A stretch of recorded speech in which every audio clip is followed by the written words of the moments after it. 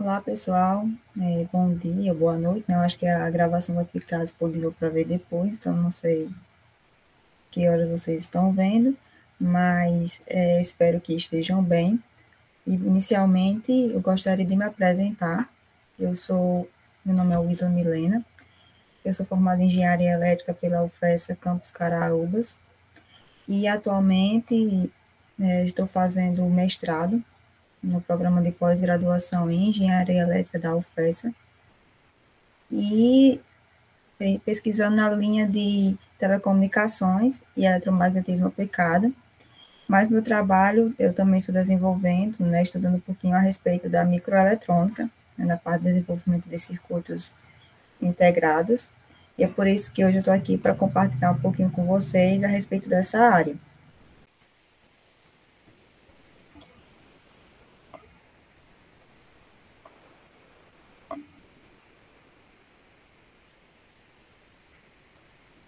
Então, eu preparei aqui alguns slides para trazer uma parte mais conceitual, né, do nosso mini curso. E, inicialmente, né, só relembrando aqui o tema do nosso workshop, que é Mercado de Trabalho e Pesquisa Científica, o futuro da engenharia elétrica do semiárido para o mundo.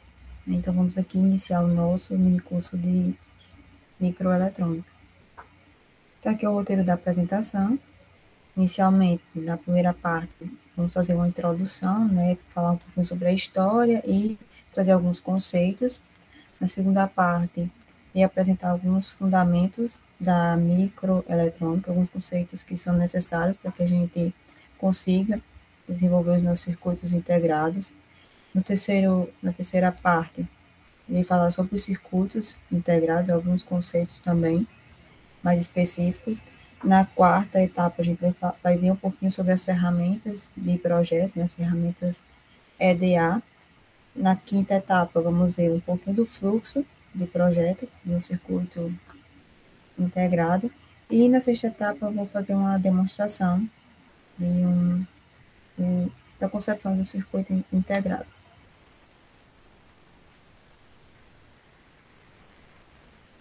Então, inicialmente, né, o dispositivo base que a gente tinha na eletrônica, até então, antes da década de 50, eram as válvulas, né? Existia a válvula a diodo, né, que é parecido com o diodo que a gente conhece hoje em dia, né, que ele podia, no qual a corrente ela fluía em um único sentido, né, existia um fluxo de carga em apenas um sentido. E posteriormente, né, acho que a válvula de ouro foi inventada por Fleming, e posteriormente Leader Forest inventou a válvula a triodo, onde aí a gente já começava a ter um controle do fluxo de corrente. A válvula de ouro possuía dois elementos, né, como o diodo, onde a gente tinha corrente apenas em um sentido, e na válvula a triodo a gente já conseguia ter um terceiro terminal, no qual esse terminal servia para controlar o fluxo de carga interno da válvula, né? Muito parecido com o que a gente tem como transistor. E esse controle era um controle termodinámico. Só que a válvula eram positivos grandes, né, comparados com o que a gente tem hoje, esquentavam bastante e precisavam de muita energia para funcionar. Então foi aí que nos laboratórios Bell, né, Bell Labs, por volta de 1947, cientistas inventaram o transistor. E logo as válvulas, né, já começaram a ser substituídas. E os transistores são hoje, né, o dispositivo básico da microeletrônica. Contudo, apesar de que com o transistor já se conseguia ter uma miniaturização do dispositivo, né, o transistor foi a base da microeletrônica, eles conseguiram proporcionar um processo de miniaturização e tudo que se desenvolveu desde então, né, na microeletrônica é com base nisso, criar dispositivos cada vez menores. Só que aí, de início, ainda era muito limitado. O tamanho do transistor era limitado pelos fios, né, de conexão a outros componentes eletrônicos, e também pelos outros componentes eletrônicos presentes no circuito, né, que o circuito não era constituído apenas por transistores, né. Então, eles começaram a pensar em uma forma onde os circuitos eles pudessem ser feitos em uma única etapa, de modo que todos os componentes pudessem ser miniaturizados para que tivéssemos dispositivos cada vez menores. Né? Então, lá por volta de 1958, Jack Kilby trabalhava na Texas Instruments, criou um dispositivo no qual ele focava em desenvolver os componentes, os demais componentes, né, de forma miniaturizada. E ele criou um circuito integrado, no qual ele chamou de Solid Circuit, e onde ele focava em criar na concepção de outros componentes individuais também miniaturizados. Na mesma época, Rob Denoise trabalhava na Fairchild, uma startup.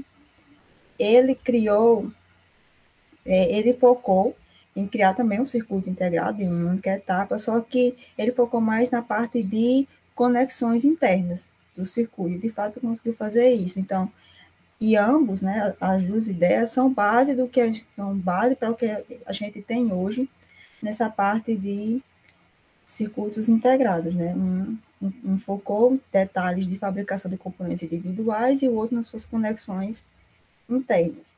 E aqui é uma imagem do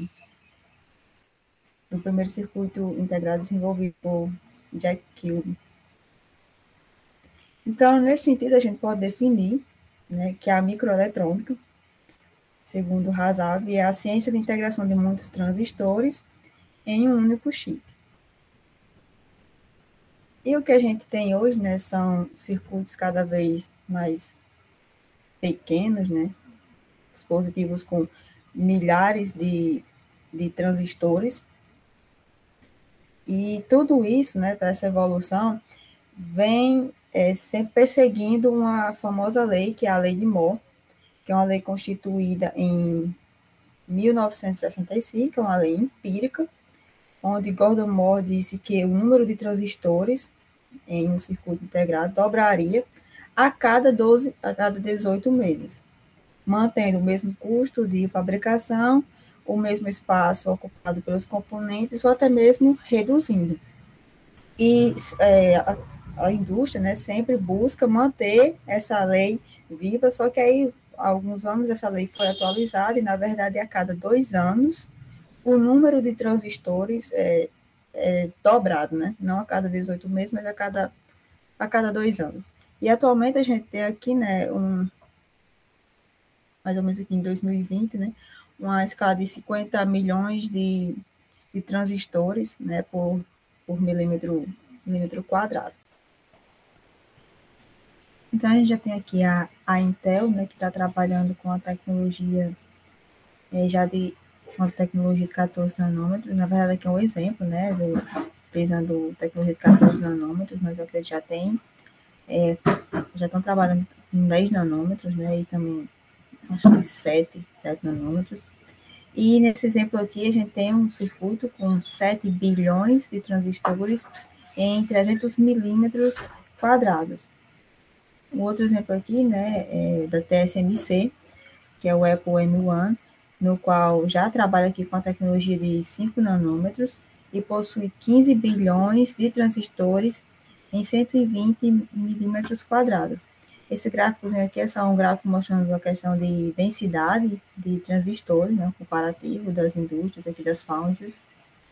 Se a gente for ver aqui, a Intel, né, tem conseguido uma grande densidade de transistores com o seu processo de fabricação. É só um comparativo aqui para o mesmo nó tecnológico, a densidade de transistores, comparando aqui as foundries. Os circuitos integrados, né, então, eles revolucionaram, né, a nossa capacidade de desenvolver dispositivos cada vez menores, né, graças a ele a gente consegue hoje ter dispositivos muito pequenos, desenvolver funcionalidades para aplicações que requerem dispositivos, né, equipamentos pequenos, e hoje em dia, né, a gente encontra os circuitos integrados em muitos equipamentos, né, tais como televisão, computadores, celulares, na parte de robótica, nos sistemas de telecomunicações, no campo militar, também na área automotiva e equipamentos médicos, né? Então, tanto na parte de mercado em si, né, como na parte também de desenvolvimento de pesquisa científica, eles trazem muitas possibilidades. Você pode trabalhar em empresas, né, que dessa parte de semicondutores, ou também desenvolver um circuito integrado para alguma pesquisa, né, que você esteja desenvolvendo, dado as suas características, você pode optar por essa escolha. E eles trouxeram essa revolução, né, da capacidade, né, em virtude de sua capacidade de miniaturizar circuitos eletrônicos. Né? Então, hoje a gente consegue ter dispositivos cada vez menores, graças à invenção, né, à descoberta dos dispositivos integrados, que, né, são bases da microeletrônica, né, e que consiste, né, se você comparar microeletrônica e eletrônica, na verdade a microeletrônica consiste numa área da eletrônica, né, onde se estuda os circuitos integrados de forma miniaturizada em nível microscópico, né, então consiste nessa capacidade, essa área vai desde a parte de fabricação em si, mas também a parte de projetos, né, então são a primeira contextualização, né, gostaria de fazer nessa parte de circuitos integrados.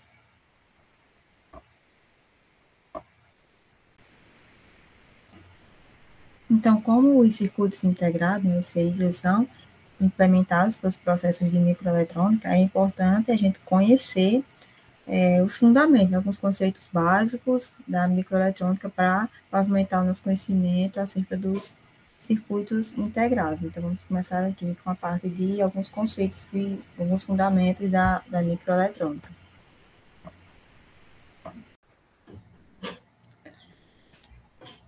Então, na parte de fundamentos, vamos iniciar falando a respeito dos materiais semicondutores, né, porque muito também do que a gente tem hoje são devido a esses materiais, que consistem em materiais que apresentam características elétricas entre condutores e isolantes. Então, se a gente analisar aqui em termos de níveis de energia, comparando o material isolante, condutor e semicondutor, a gente vai ver que no material isolante, entre a banda de condução e a banda de valência, existe uma larga banda aqui, uma banda proibida, e por isso esses materiais não são materiais condutivos, né? São materiais que apresentam alta resistividade, porque os elétrons não conseguem saltar de sua banda de valência para a banda de condução. Já em materiais condutores, a gente tem que a banda de condução e a banda de valência, elas são sobrepostas, de modo que os elétrons podem com facilidade sair sua banda de valência para a banda de condução, e esses são os materiais condutores, né, que possuem facilidade de permitir a passagem de corrente elétrica. E aqui a gente tem os materiais do tipo semicondutores, que não possuem uma banda de condução sobreposta com a banda de valência, como no caso dos materiais condutores, contudo, não possui também uma banda proibida tão grande assim comparado com os materiais isolantes, né? De modo que, se fornecida energia adequada, os elétrons conseguem saltar da banda de valência para a banda de condução, e esses materiais conseguem conduzir corrente elétrica, não tanto quanto o material condutor, mas conseguem conduzir corrente. Então, analisando aqui, né, a tabela periódica, né, os materiais semicondutores estão aqui presentes na coluna 4, né, da tabela periódica, mas se a gente fizer combinações entre os materiais da coluna 3 e 5, bem como os materiais da coluna 2 e 6, né, esses metais, essa combinação, formam materiais com propriedades semicondutoras. E aqui, né, são os mais usuais que a gente mais conhece de materiais semicondutores, são o silício e o germânio, aqui na coluna 4 da tabela periódica. E Os materiais, né, semicondutores, eles podem ser classificados em dois tipos. A gente tem os intrínsecos e os extrínsecos. Os intrínsecos, ele consiste no elemento puro, né? E esses não são viáveis para aplicações. Se a gente comparar aqui, por exemplo, a ligação entre o elemento silício, né? A gente vê que existe um equilíbrio entre elétrons e lacunas e não tem fluxo de cargas, por exemplo. Existem também os materiais extrínsecos, né, que são baseados na adição de impurezas, também chamados portadores, de modo a adequar os níveis de corrente à aplicação. E esse processo de adicionar impurezas ao material é chamado de dopagem. Então, a gente tem duas possibilidades. Uma delas é você ter um elemento tetravalente, aqui o silício, por exemplo, né, um elemento que possui 4 elétrons na camada de valência, e combiná-lo com um elemento pentavalente. Esse tipo de ligação aqui vai deixar um elétron em excesso. Então, a gente aqui tem um material extrínseco do tipo N, no qual os portadores majoritários são os elétrons e os portadores minoritários são as lacunas. Uma outra possibilidade também é fazer uma ligação com um material do tipo trivalente. Nesse tipo de ligação, a gente vai ter um déficit de elétrons ou um excesso de lacunas, né, que são cargas positivas, e assim forma um material extrínseco do tipo P, onde os portadores majoritários são as lacunas e os portadores minoritários são os elétrons. Nota também que aqui nos semicondutores a gente tem esse fluxo elétrons, lacunas, né, o que não é visto em materiais condutores, e isso torna os materiais semicondutores muito interessantes para diversas aplicações, que eles têm muitas características que dão flexibilidade aos projetistas. Então, se a gente estudar, né, os materiais tipo P e tipo N sozinhos, né, eles não são muito usuais, mas existe a gente pode combiná-los, no que é conhecido como junção PN, e essa é uma junção que acontece fenômenos interessantes, né? Quando a gente junta, por exemplo, aqui um semicondutor N com um semicondutor do tipo P, as lacunas, né, aqui presentes no material do tipo P, irão atrair os elétrons, de modo que a presença de os elétrons aqui, né, que preenchem essas lacunas, vão formar íons negativos, e a ausência de elétrons aqui no material do tipo N irá formar íons positivos. Né? E esse fenômeno, conhecido como difusão, ele cria aqui nessa interface, né, um campo elétrico que impede que novas recombinações ocorram, e esse campo elétrico, né, forma uma região de depressão, também chamada de barreira de potencial. E para que novas combinações ocorram, né, novos elétrons preencham lacunas, né, exista um fluxo de cargas, é necessário que se forneça algum tipo de energia. Né? Então, para isso, a gente faz uma polarização. Se a gente colocar uma terminal positivo aqui no meu semicondutor do tipo P e um negativo aqui no meu semicondutor do tipo N, de modo que essa fonte possua um potencial maior do que a tensão aqui da barreira de potencial, então eu tenho que meus elétrons eles vão possuir energia suficiente para transporem a barreira de potencial, de modo que eu consigo ter um fluxo de cargas.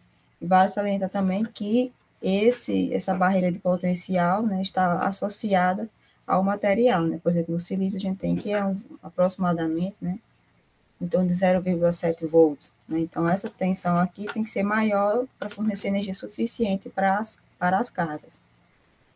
Mas aí, se a gente fizer o contrário, né, polarização inversa aqui, polaridade de reversamento, ou seja, colocar o terminal negativo no no semicondutor tipo P e o positivo no semicondutor tipo N, a gente vai ter um aumento aqui da camada de depressão, então não vai ter nenhum fluxo de corrente, vai ficar, o material não vai conduzir, não tem fluxo de cargas, né? E esse aqui é o comportamento de um diodo, né? Então, a gente só tem fluxo de corrente em um sentido.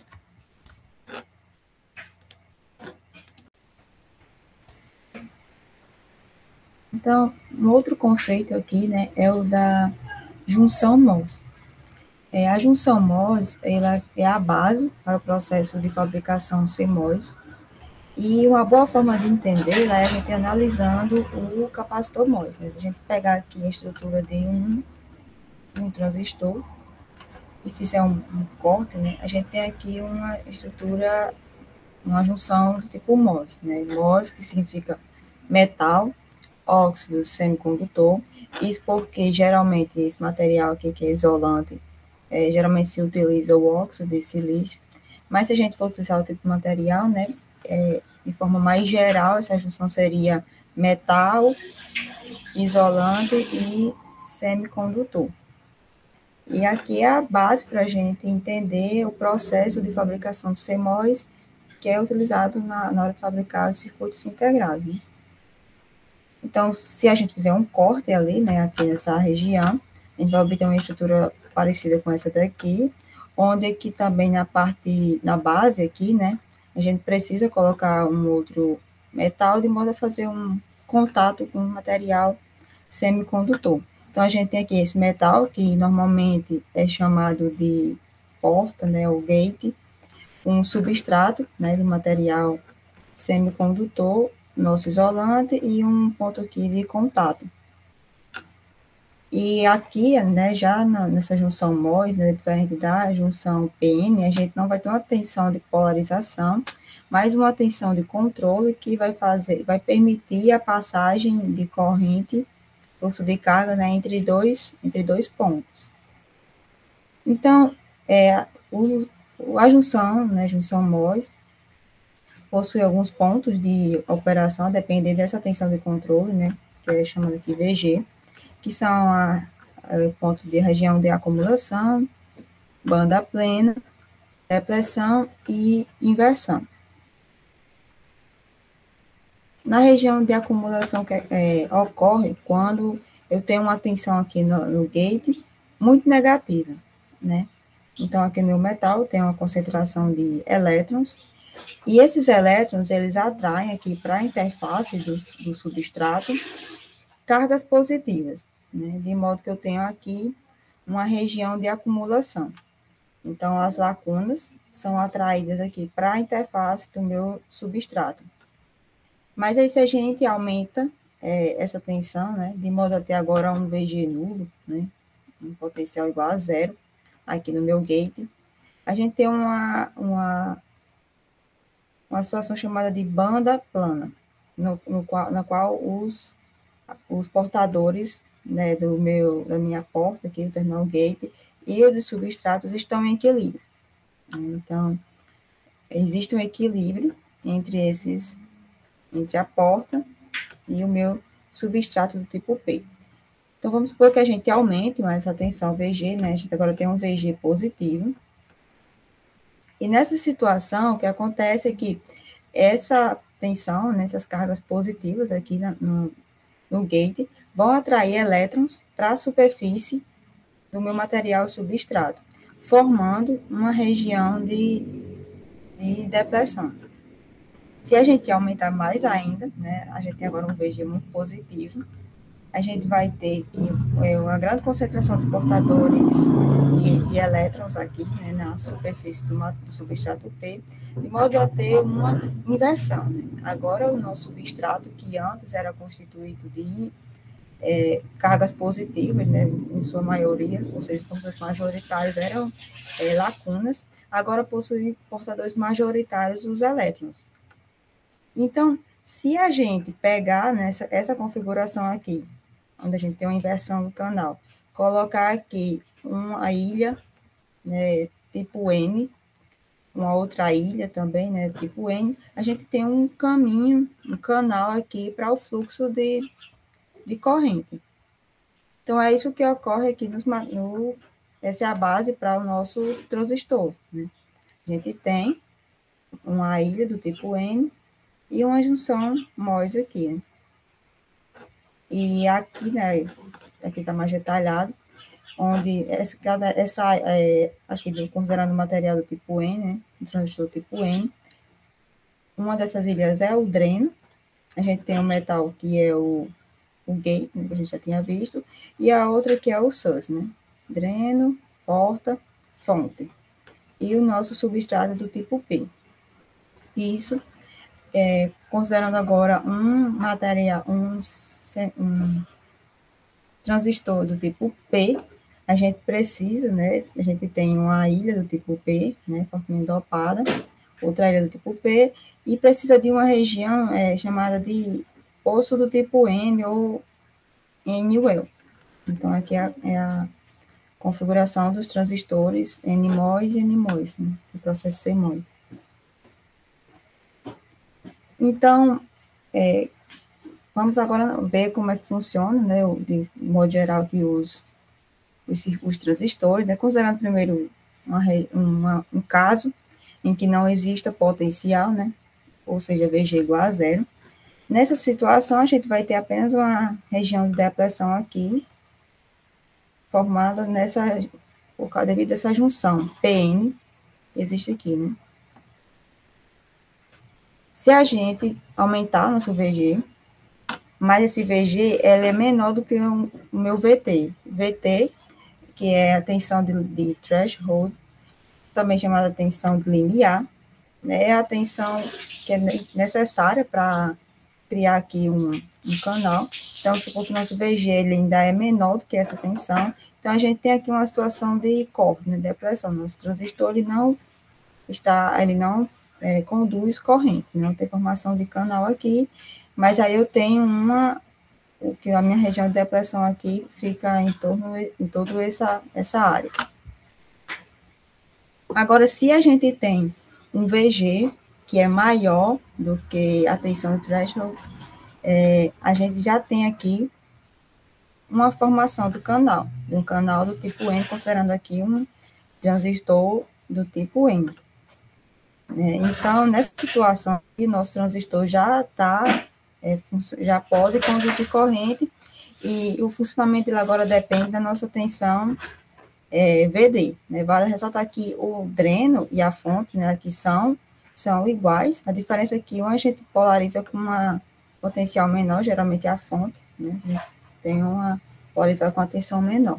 Então, nessa situação aqui de inversão, a gente tem ainda que o nosso transistor MOSFET, ele pode operar em duas regiões, região de triode e de saturação.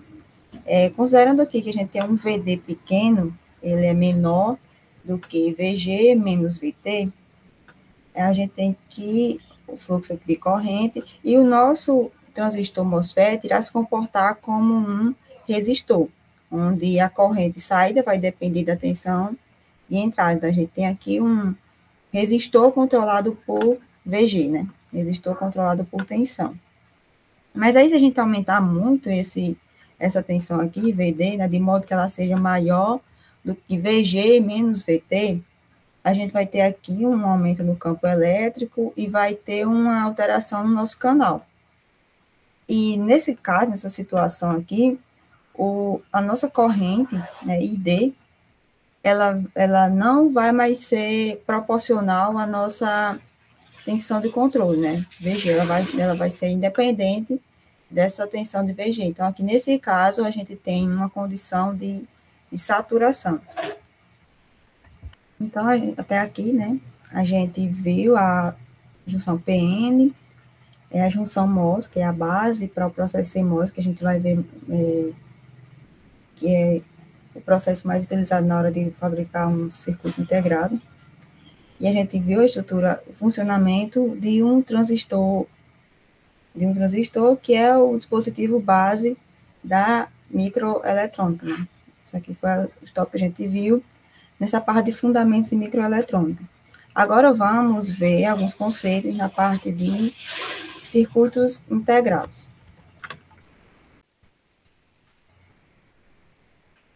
Então, com base, né, no que a gente já viu a respeito da parte da história, né, do circuito integrado, a gente pode definir que o circuito integrado é um circuito eletrônico miniaturizado, onde os seus componentes, né, sejam ele ativos, tais como o transistor, ou passivos, tais como o resistor e capacitor, bem como as suas interconexões, são construídas em um fino substrato de material semicondutor. Isso fica até mais fácil de ser entendido, né, se a gente comparar aqui um circuito integrado com um circuito discreto. Enquanto no circuito discreto, né, a gente tem os componentes, né, que foram fabricados separadamente, eles são unidos aqui, né, são conectados em uma PCB, por exemplo, em uma outra placa. No circuito integrado, a gente tem que todos os componentes, né, são feitos de forma integrada e não são inseridos em um wafer de silício, né, eles são fabricados por meio desse material, né. Então, aqui a gente vê a diferença entre eles e é possível perceber algumas vantagens e desvantagens em se utilizar um ou outro, né. Aqui, por exemplo, quando a gente vai fazer um circuito discreto, né, a gente precisa fazer a seleção de componentes, às vezes é limitado, né? Às vezes você quer fazer alguma coisa de determinado tipo, você não tem esse componente, né? E aqui no circuito integrado, não, você tem mais graus de liberdade, né? Você pode fabricar, seu circuito tem mais graus de liberdade quando comparado com um circuito do tipo discreto. E, além disso, né, a gente pega aqui um circuito integrado que existe milhares de componentes, milhões de componentes em uma pequena área, né, é uma vantagem, mas aí também eles não podem trabalhar com sistemas, eles também não é possível também fazer sistemas com uma alta potência, né, utilizando os circuitos integrados. Já aqui nos circuitos discretos, a gente pode, né, ter, por exemplo, capacitores maiores que possuem uma alta tensão, né, então isso depende muito da questão da aplicação. Então, nos circuitos integrados, a gente tem muitos circuitos complexos, fabricados em um único chip, né. Existe também a questão da confiabilidade, porque aqui a gente tem materiais, né, que são conectados por meio de fios ou solda, e isso não traz muita confiabilidade, né, se você comparar com um circuito integrado. Uma outra questão é, se, por exemplo, o seu dispositivo discreto der algum problema, você pode trocar um componente, né? Mas, se isso ocorrer no seu circuito integrado, você perde tudo, né? Todo o seu circuito vai ter que ser substituído por um novo circuito integrado. Não existe como fazer essa troca, né? Depois de feito, não é possível ser modificado. Então, como são feitos os circuitos integrados, né? O silício, ele é encontrado na areia, né? Na verdade, ele é encontrado na forma de dióxido de silício. E então é feita a extração do silício puro, onde é obtido a pureza de aproximadamente 99,99999%, né? Algo muito preciso mesmo. E depois que é feita a extração, né, do silício, ele passa num processo onde é convertido na forma líquida e posteriormente novamente em sólido, formando essas estruturas aqui que são conhecidas como lingote, né? Então a gente tem aqui um lingote de silício que posteriormente são fatiados, né, em espessuras muito finas, formando o que se chama de wafer. Então, depois que é feito esse corte, né, fatiado esses wafers, eles passam por um tratamento, né, processo de polimento, de limpeza, e assim a gente tem os wafers perfeitos. E são nesses wafers, né, onde são inseridos, né, são criados os nossos circuitos integrados. Isso é feito por um processo, né, de fotolitografia. Assim, existem outros, né, mas o que é utilizado para produção em grande escala é o de fotolitografia, e que é a impressão através da luz.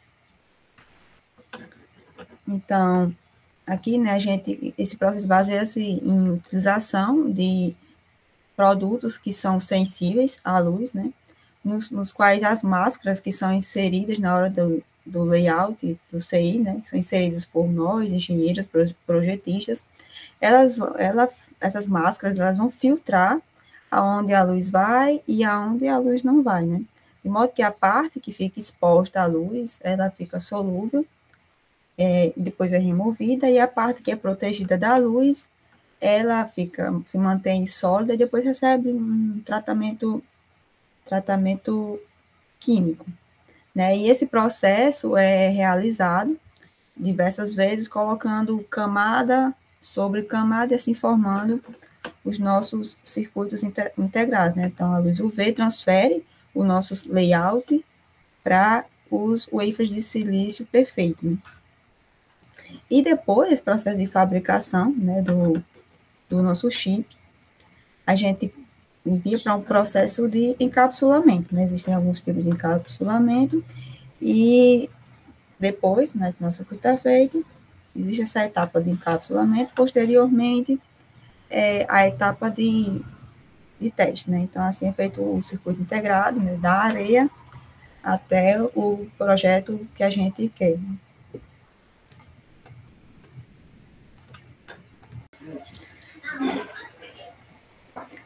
Então, aqui são alguns termos, né, não relacionados exatamente aos circuitos integrados, mas a parte de design de um circuito integrado, mas eu gostaria de introduzi-los, né, para quando a gente for ver na parte de demonstração, vocês já estarem familiarizados.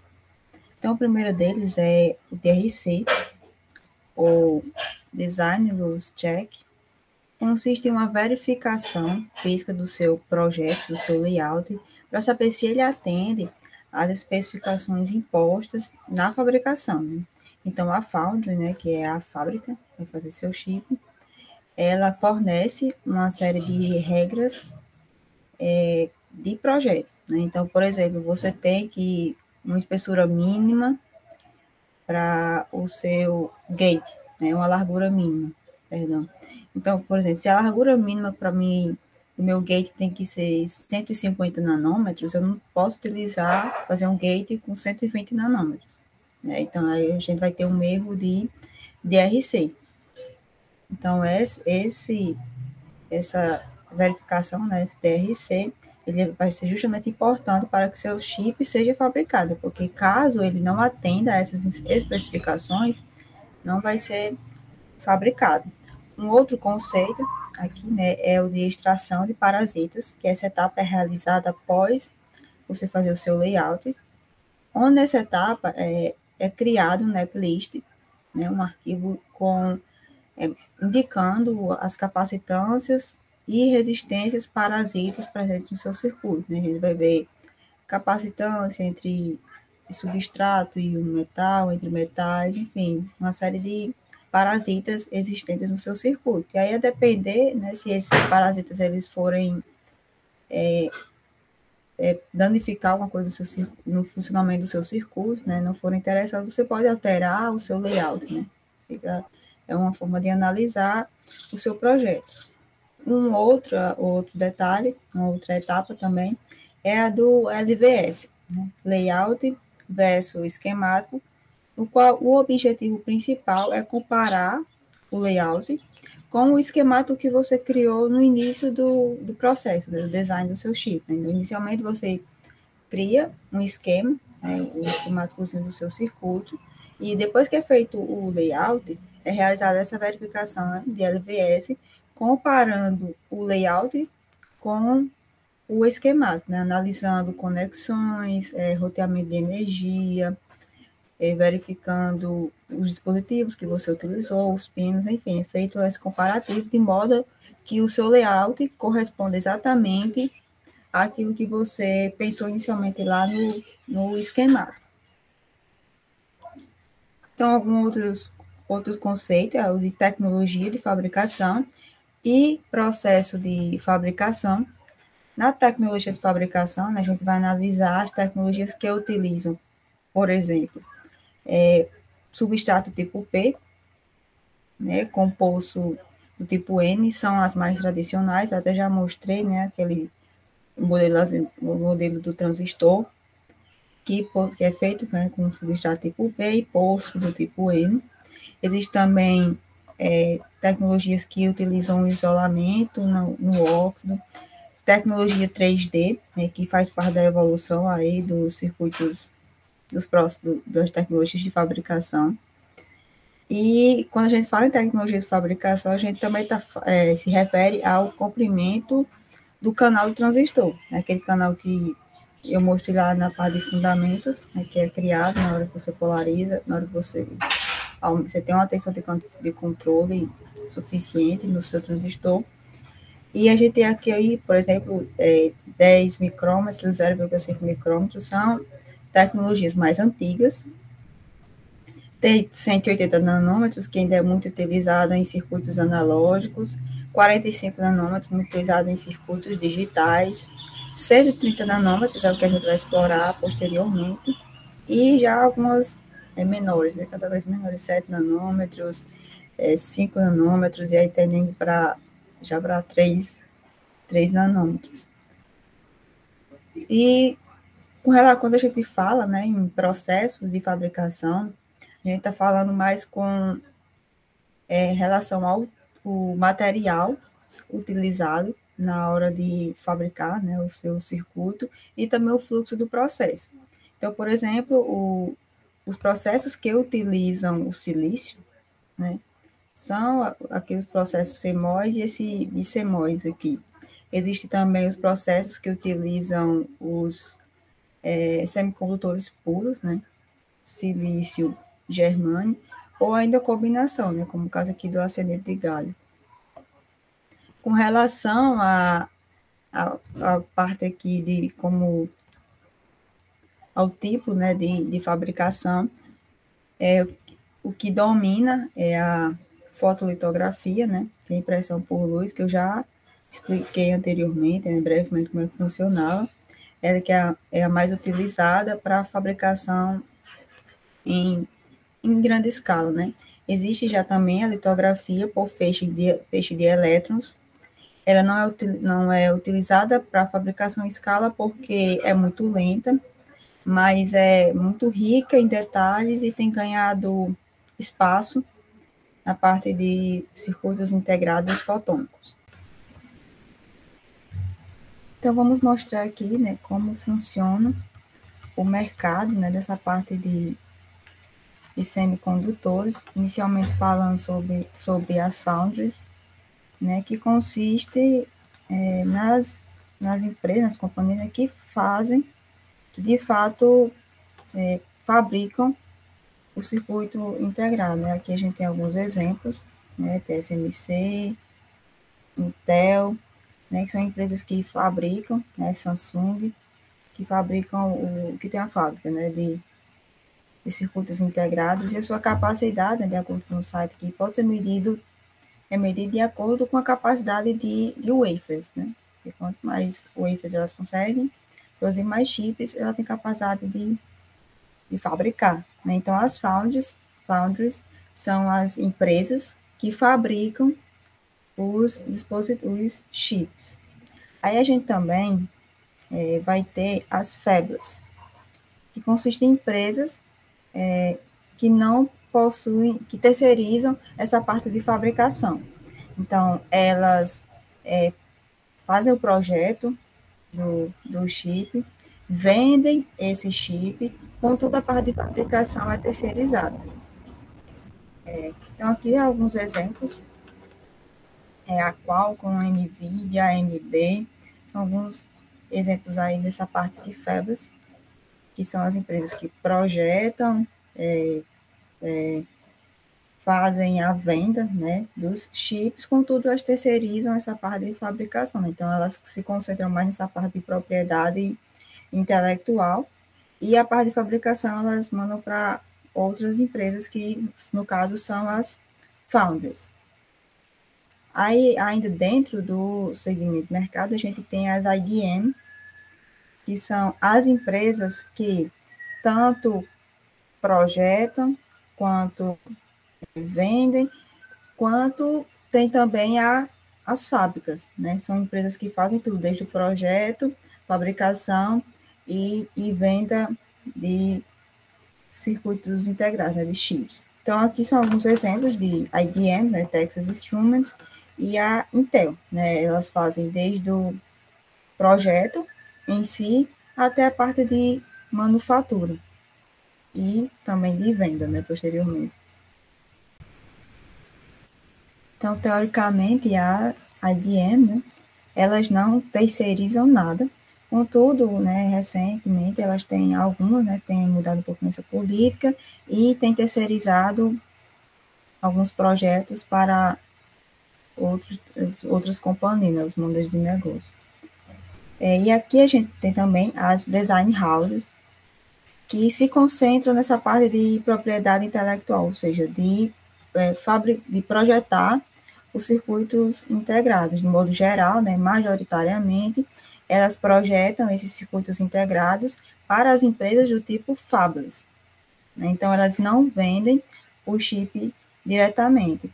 Então, esse tipo de companhia, de empresa, né, da design house, ela trabalha, pode trabalhar por demanda, ou também ter um portfólio, né, oferecendo modelos de memórias, de microprocessadores, enfim, aí uma empresa, tipo, uma empresa, seja ela da parte de semicondutores, ou até mesmo não seja da parte de semicondutores, né, pode querer adquirir um desses produtos, né. Então, elas podem trabalhar por demanda, né, vamos supor que tem uma empresa que quer um chip para determinada aplicação, né? Então, as design houses podem fazer esse tipo de projeto, né? Fazem esse tipo de projeto, mas também podem ter um portfólio pronto, né, de produtos e vender e também fazer os projetos desses produtos que ela já, né, já oferta. Então, majoritariamente, as design houses, elas fazem os seus projetos para as empresas do tipo fabless, mas também, né, algumas também estão terceirizando os projetos para empresas do tipo IDMs, que estão mudando um pouco de sua política, né, de terceirização, e, e algumas, né, design houses também já podem também fabricar já projetam chips para IDMs. Então, a gente tem as foundries, que são as que fabricam os chips, as fábricas, que são empresas que não fabricam wafers nem chips, né, se concentram na propriedade intelectual, ou seja, no projeto, e também na venda, né, da comercialização desses chips. A gente tem as IDMs, que são empresas que fazem projeto, manufatura, e também a parte de vendas, né, elas não terceirizam nada, teoricamente. E a gente tem as design houses, que são empresas que trabalham tanto por demanda, né, e fazem um chip para uma fábrica, por exemplo, mas também podem trabalhar também com um portfólio, né, oferecendo serviços nessa parte de semicondutores. Aí aqui, essa imagem resume isso, né? IDMs surgiram mais ou menos na década de 70, e são empresas que não terceirizam nada, teoricamente. A gente tem as foundries, que são empresas que focam na manufatura. As fabless, companhias que focam aqui na parte de propriedade intelectual, né, do projeto do chip.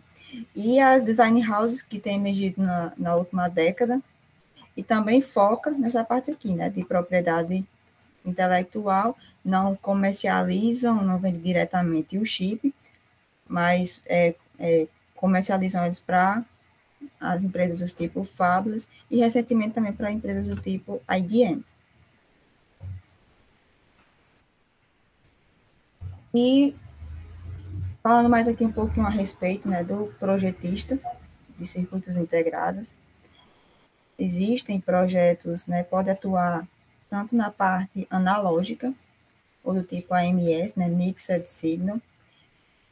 Existe também a área de larga escala, que é essa parte aqui, Very Large Scale Integrate, né, que é a parte de mais digital, né, fabricação em larga escala. E também tem os RFICs, né, que são a atuação na parte de dispositivos de alta frequência, né. E para trabalhar, né, nessa área, a gente está falando sobre nosso workshop, também tem tema de mercado de trabalho, né, tanto para trabalhar como também para desenvolver alguma pesquisa utilizando circuitos integrados, é necessário algumas habilidades, a saber, análise matemática, né, para você fazer o projeto no seu chip, é importante saber ter essa capacidade de conhecimento sobre a matemática e projeto eletrônico, seja ele analógico, digital, ou também na parte de RF. É importante saber da parte de programação, né, porque requer muito esse tipo de habilidades na hora de você fazer simulação computacional, debugar algum problema. Na parte de digital, né, é necessário que você tenha conhecimento da parte de linguagem, descrição de hardware. Então, essa parte de programação é desejável também nessa como habilidade para quem quer ser um projetista. E como um projeto de um circuito integrado não é feito uma pessoa sozinha, né? É interessante, é importante, né, ter também como habilidade trabalho em equipe. E, por fim, a gente tem a questão das deadlines, né? Porque as chamadas rodadas de fabricação de circuitos integrados, elas não ocorrem com muita frequência, não ocorrem todo dia, né? Então, ela pode ocorrer 2 vezes por ano, 4 vezes por ano. Então, se por um acaso a gente perde um deadline, a gente tem um atraso de alguns meses no nosso projeto, né? Porque tem que esperar a próxima rodada de fabricação. Então, nessa área, né? Essa parte de deadline, de cumprir prazos, é muito delicada, né? Porque implica um grande atraso no seu projeto. Então, vamos agora, né, entrar aqui na parte das ferramentas de projeto, né, as ferramentas EDA, do inglês Electronic Design Automation, que consiste em um segmento de mercado de software, hardware, serviços, no qual o objetivo é auxiliar na hora de definição, planejamento, projeto, implementação, verificação e posterior fabricação de dispositivos semicondutores ou chips. Então, antes da gente ter essas ferramentas, da gente ter o nosso projeto assistido por computador, a gente tinha que o layout, né, desses dispositivos de circuito integrados era um processo talvez muito demorado e complicado, né? A gente tem aqui a imagem de uma foto aqui de um engenheiro muito famoso nessa área de semicondutores, né? O nome dele é Bob Weidler. Ele lá por volta da década de 70, ele aqui com a prancheta de um layout. E esse engenheiro aqui, né, famoso, foi ele que um dos criadores de amplificadores operacionais, das primeiras memórias, fundou empresas de semicondutores. Aqui a gente tem uma imagem, né, ele trabalhando nessa área, antes de ter essas ferramentas de auxílio de projeto. E hoje em dia, né, a microeletrônica, ela depende fortemente do EDA, né, as ferramentas EDA, porque eles auxiliam tanto na parte de projetos e é muito importante também eles, essas ferramentas, na parte de verificação. É porque o CI, os circuitos integrados, são caros, né? Então, essa parte de verificação tem que ser bem feita. E hoje, né, depender do fluxo, né, se você for desenvolver um circuito integrado, existe a possibilidade de você desenvolver um circuito integrado do tipo analógico, do tipo digital, ou AMS, né, que é Mixed Signal, e também a parte de RF. E para cada uma dessas áreas de projeto, a gente tem ferramentas diferentes, né? Por exemplo, aqui na parte de RF, né, no fluxo do desenvolvimento de um chip de RF, né, que no caso são circuitos de alta frequência, a gente tem boas ferramentas para simulação, né, para você ver a questão comportamental do seu circuito. Contudo, na parte de layout, não existe ainda muita automação. Na parte analógica também, existem muitas ferramentas, tanto analógica quanto mixed signal. Mixed signal é digital dentro do analógico, é o caso aqui de um conversor, né, AD. E nessa parte também existem muitas simulações, nesse fluxo de projeto existem muitas ferramentas de simulações. Contudo, a parte de layout também ainda não possui automação, o que difere da parte digital, né? Quando se desenvolve um circuito digital, ele é completamente já automatizado, você entra com o seu hardware, né, seu projeto, né, escrito em linguagem de descrição de hardware, por exemplo, e existem ferramentas que já entregam o layout pronto, né? Você só insere, pode possivelmente necessitar alterar um arquivo, algum parâmetro ou outro, mas a ferramenta já entrega o layout pronto para você. E essa área aqui, né, da parte de ferramentas, é muito interessante para quem gosta de desenvolver software, né, porque ainda tem muita coisa para ser explorada, né. Existe o fluxo digital, que você consegue, que você tem uma completa automação aqui na hora de desenvolver o seu circuito integrado, mas existem as outras áreas, né, de radiofrequência e também de analógico e AMS, né, Mixed Signal, que você pode explorar. E, então, com relação às ferramentas EDA do tipo open source, né, a gente já conhece aqui ferramentas na parte de software livre, né, a gente tem que há alguns anos, né, já existe essa possibilidade já foi distribuída essa parte de software livre, né, software do tipo open source, você tem acesso ao código-fonte, pode alterar, melhorar. Claro que open source não significa exatamente gratuidade, né, está mais relacionado à questão de liberdade, de você poder alterar, e está sujeito também a licenças, né.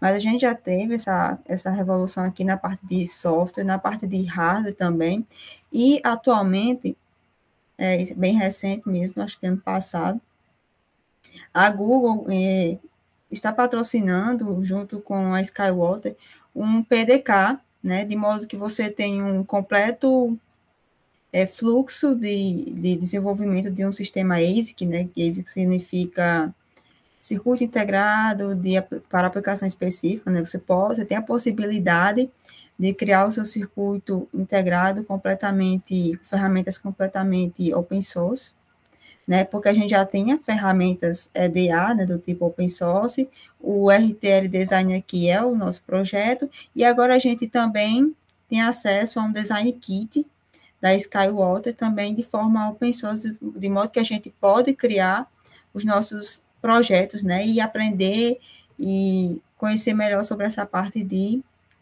circuitos integrados, né. Então, a revolução aqui onde a gente tem agora a possibilidade de criar um sistema, desenvolver um CI, utilizando um design kit do tipo open source, com rodadas de fabricação patrocinadas pela Google. E dentro, né, do fluxo de projeto dessas ferramentas, do fluxo de projeto da Skywater, existem algumas ferramentas aqui que nos auxiliam na hora de fazer o circuito integrado. A gente tem, por exemplo, aqui o Xkim, que é uma ferramenta para desenvolver os esquemáticos, né? Você utiliza essa ferramenta aqui na primeira etapa do seu projeto, né? Você cria as especificações e as primeiras simulações, onde você vai criar o esquema, você utiliza essa ferramenta aqui. Existe também essa outra que é o NG Spice, que, que faz as simulações, né, trabalha em conjunto aqui com a Xkim para fazer as simulações, tanto pré-layout quanto pós-layout. E a gente tem as ferramentas de layout, que eu vou mostrar como é que funciona aqui depois também o Magic, que é onde a gente vai criar os nossos layouts, e também o K-Layout. E essa ferramenta aqui, OpenLane, foi a que eu falei que a gente dava informação do nosso circuito digital e ele entregava já o nosso layout, né? Ferramenta muito, muito boa. E o nosso Design Kit, né? Da Skywater, que é a tecnologia que fornece as regras de projeto, fornece também algumas bibliotecas para que a gente possa utilizar e desenvolver os nossos circuitos. Então, aqui é um diagrama, né, um Process Stack Diagram do processo da Skywater, 130 nanômetros, onde a gente tem aqui o nosso transistor, né, NWL, as difusões, um substrato do tipo P, que já havia, né, introduzido nas partes de fundamentos, e para contatos externos, a gente tem aqui cinco níveis de metal, mais essa camada aqui, que é uma característica dessa tecnologia, desse design kit, que é uma camada que eles chamam de local interconnection, que ela apresenta uma maior resistividade em comparação a esses outros metais.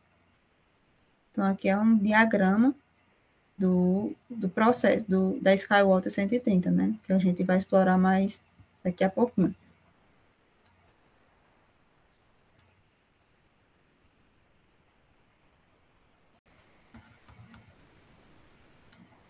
Então, aqui, para nos nortear, né? Eu vou mostrar mais ou menos de forma bem geral, como seria o fluxo de um projeto, né, circuito integrado. Inicialmente, você precisa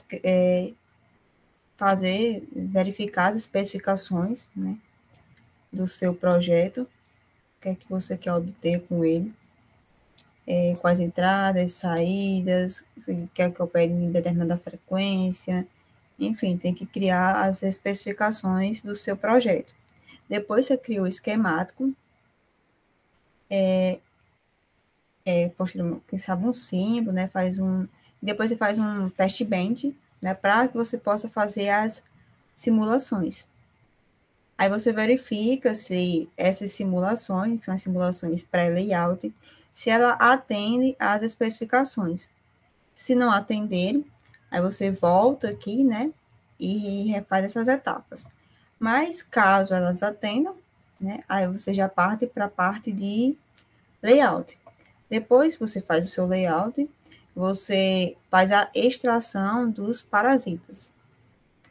E aí, com arquivo, né, com netlist Spice, você obtém, você cria, você faz novas simulações e verifica se atende, ainda se continua atendendo as especificações do seu projeto.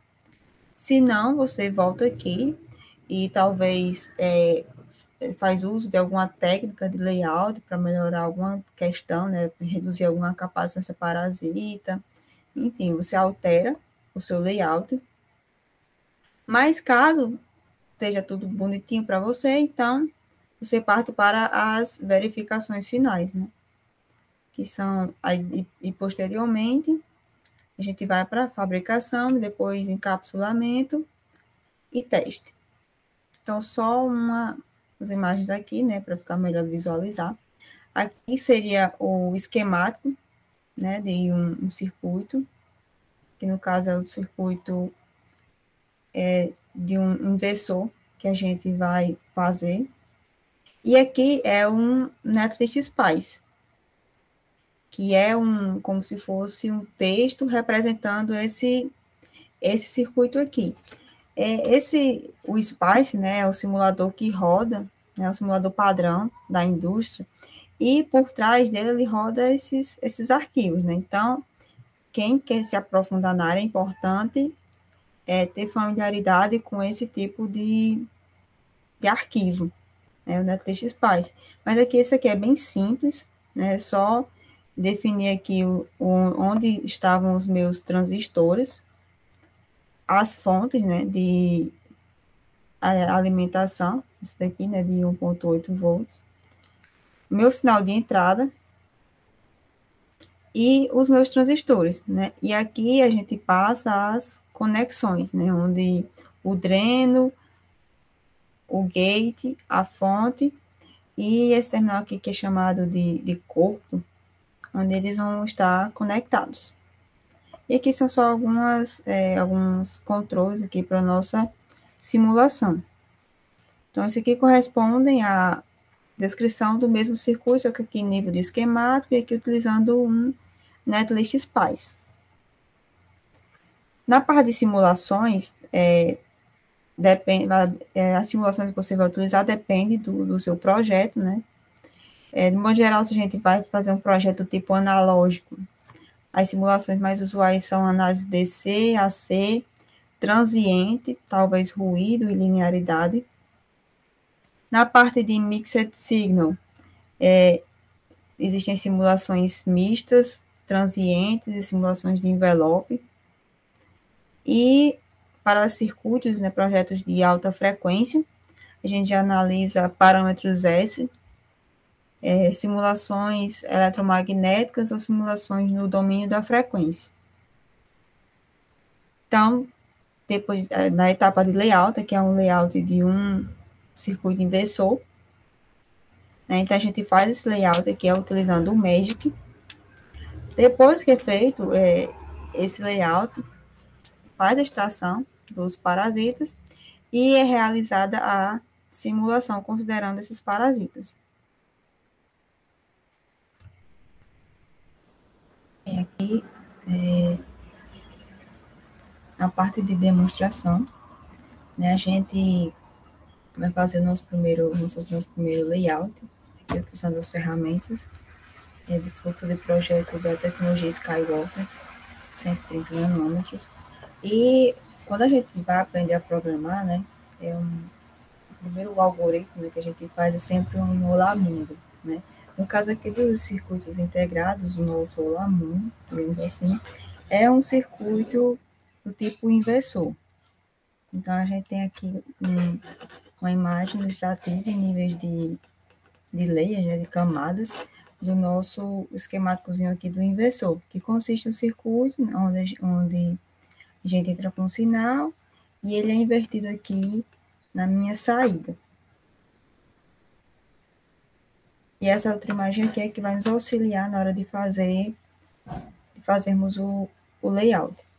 Então, o primeiro passo, né, para a instalação das ferramentas é saber que a gente vai ter que utilizar uma distribuição Linux, pelo menos até então a gente tem trabalhado utilizando essa distribuição, que é o CentOS 7. Deixa eu mostrar aqui. CentOS 7 é o que a gente tem utilizado para a instalação das ferramentas e testado o fluxo do processo. Então, para fazer isso, né, tem algumas opções, você pode fazer um dual boot no seu computador, né, se você não quiser apagar o sistema operacional que você usa. E aí você cria, né, uma partição, mas só que é um processo mais complicado.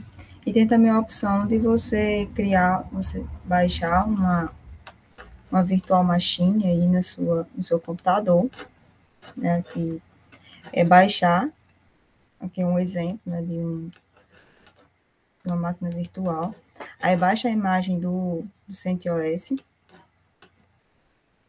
né, daí o ponto ISO aqui, e faz a instalação na sua máquina virtual.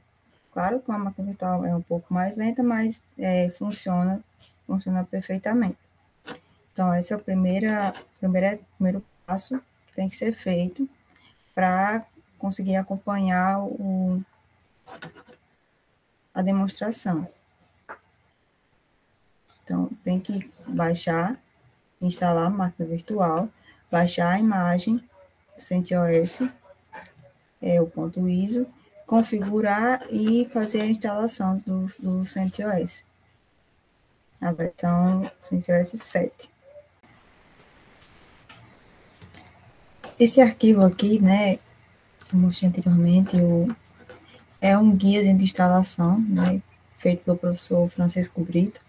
Aí eu queria só mostrar, caso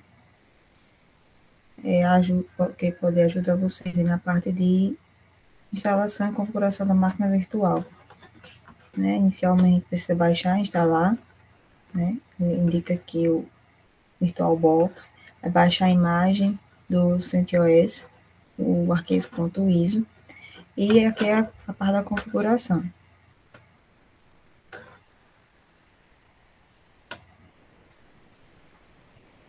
Tem que configurar todas essas opções, né, de hora, teclado, linguagem. Aqui também.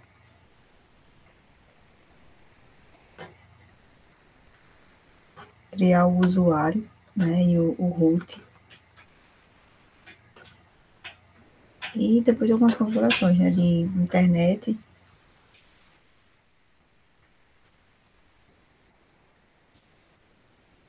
E aqui já, né, você já tem a máquina virtual com o CentOS. Aí, né, também existem muitos tutoriais que podem auxiliar nessa etapa. Depois que você faz isso, tem um guiazinho aqui, pós-instalação, esse aqui do Vivo Linux, que ele mostra alguns comandos que você vai ter que você insere no seu terminal para fazer atualizações e instalar algumas ferramentas. Então, depois que você faz a instalação, né, configura sua máquina virtual, enfim, você tem o seu CentOS, a próxima etapa é fazer a instalação das ferramentas propriamente dito. Então, tem um repositório aqui no GitHub,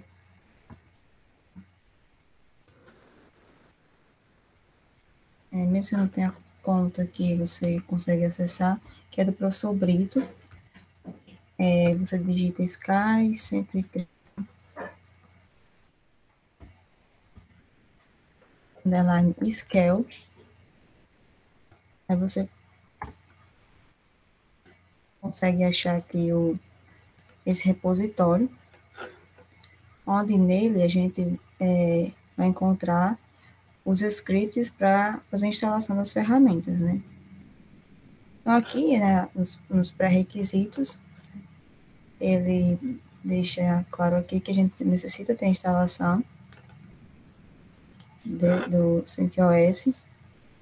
E para fazer isso, né, como eu tinha comentado, existem as opções Dual Boot ou uma Virtual Machine. E aqui estão o passo a passo. Primeiramente, no terminal você precisa fornecer permissões, né, utilizando esse comando, e vai rodar os scripts de instalação. Aí aqui são os scripts necessários para instalar o mínimo, né, a mínima instalação necessária. E quando você faz essa instalação, você cria esses diretórios. Existe também a versão aqui recomendada. Então, se você tem que ser tem que seguir aqui, né? Se você quiser instalar o recomendado, você primeiro instala o mínimo e depois o recomendado. Mas só o mínimo já é necessário para acompanhar aqui a demonstração. Aí existem também outras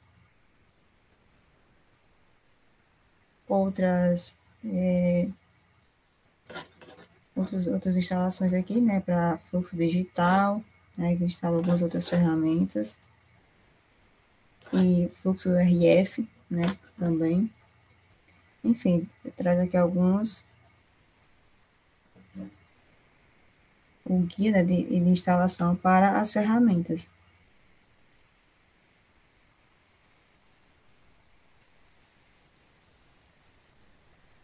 Na verdade, para acompanhar, eu falei que isso era o mínimo, mas eu precisava também ter essa parte aqui, né, o recomendado.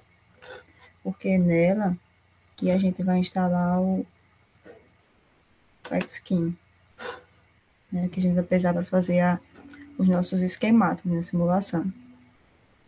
Porque caso não tenha ele, aí precisa fazer a simulação por meio do Netlist Spice, que é aquele arquivozinho de texto que eu mostrei. Eu utilizaria as bibliotecas mínimas. Então, se eu mostrar aqui um terminal, quando faz a instalação, né?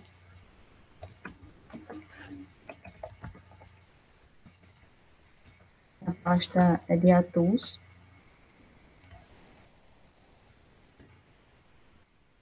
Onde a gente tem aqui a pasta OpenTools e PDK, vamos ver aqui. E nessa pasta Sky,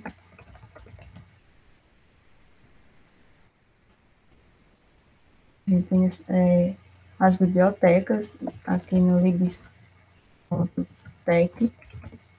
A gente tem algumas pastas das ferramentas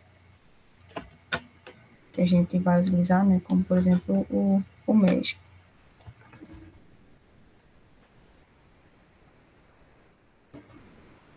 Então, basicamente, né? Vamos ver aqui também, mais fácil. Você vai aqui no repositório, fazer o download, né? E o download está aqui, documentos. Você entra aqui na parte de scripts e abre um terminal aqui.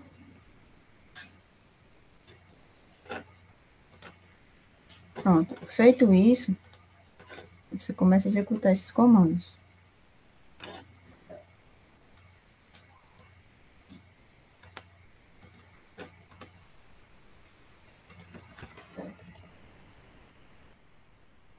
Executa. Próximo comando. Pronto, aí para executar, tem que fazer passo a passo bem direitinho, né, para não dar problema. Primeiro, para executar esse arquivo, você tem que entrar como root, né? Então, você dá aqui um cu, passa sua senha que você definiu na hora que instalou sua máquina, instalou o CentOS, e executa esse arquivo aqui, digita ponto, barra mínimo, e faz a instalação disso aqui. Depois que finalizar a instalação, aí você sai, né, e fica como usuário mesmo, sai do root, e instala essa versão aqui, esse arquivo aqui. Isso é importante porque se você instalar aqui também como root, você vai ter problemas de permissão futuramente. Então, segue esse passo a passo para fazer a instalação das ferramentas. Aí vocês podem instalar aqui o mínimo e o recomendado. Aí também tem essa observação aqui, né, para não esquecer, porque às vezes também dá problema se você não fizer isso aqui. Terminar de instalar, você pega seta esses dois caminhos lá nesse arquivo que ele indica. Aqui.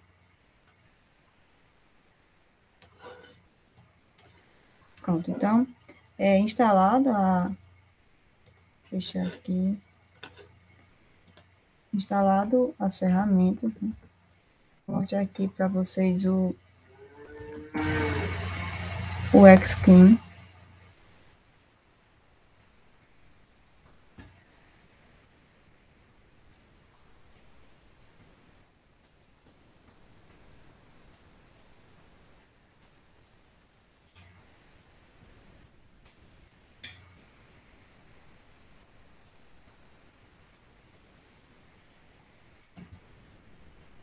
Pronto, essa pasta aqui, né, Xcode Sky 130, é importante, né, ter esse arquivo, que eu acredito que é o arquivo que você edita.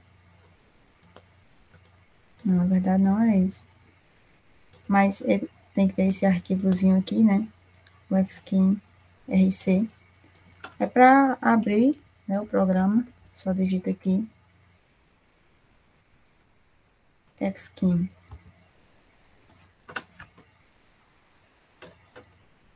Então, aqui é a tela. Eu vou clicar aqui. Aí ele dá algumas células padrões, né? A gente tem aqui as células digitais e tem também algumas validações do tipo analógica, primitivas. E aqui é a visão que a gente tem abrindo o Xcode naquela onde tem aquele arquivozinho. Então, vamos iniciar o nosso esquemático. A gente vem aqui em novo esquemático, né? New esquemático. E aqui já está pronto para a gente começar a nosso esquemático. Tem aqui os menus, né? File, Edit. Mas a gente vai começar usando aqui o Tools. Aqui no Tools, né?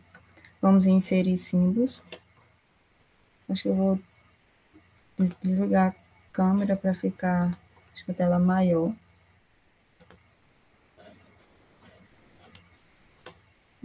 Tools. Inserir símbolo.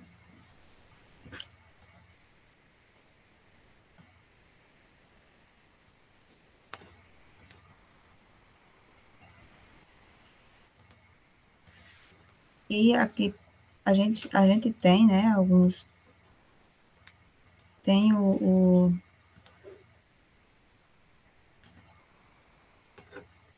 os transistores que são fornecidos pela própria Foundry, né, que é o que a gente vai utilizar. Só procurar aqui o diretório.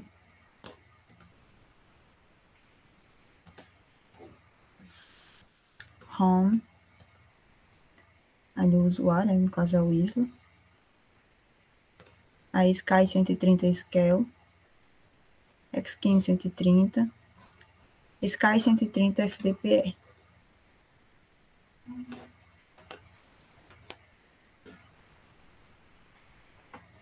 Aí vamos aqui em... Geralmente usa isso aqui. NFET 01V8.S.SYM, né? SYM. Aí aqui, ok. E instala. E insere aqui o nosso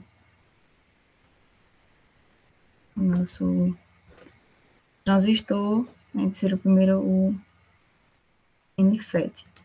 Novamente, inserir símbolos. A gente vai inserir agora o transistor tipo P.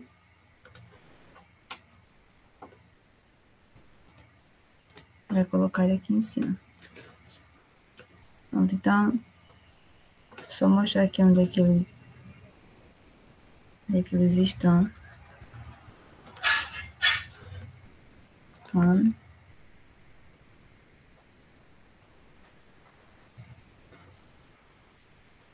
Sky 130 Scale. Xkim 130. Sky 130 FDPR. E aqui a gente tem eles, né? Os símbolos, né? A gente tá utilizando esse daqui. NFET 01V8. Pronto. Agora, para fazer as ligações, né? A gente tem o fio, né? O atalho é um W. Se aproxima aqui, aperta W e forma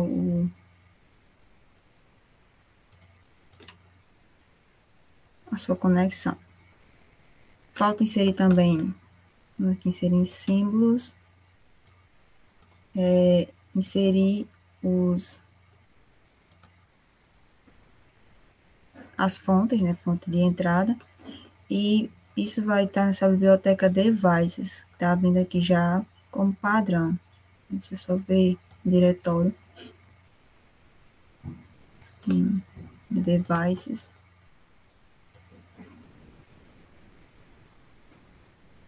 A gente vai pegar aqui esse aqui, pessoas.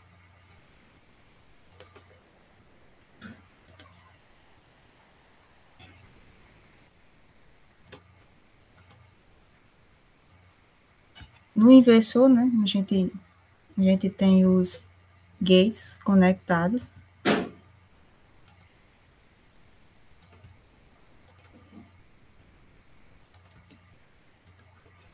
E aqui a gente vai ligar no VDD.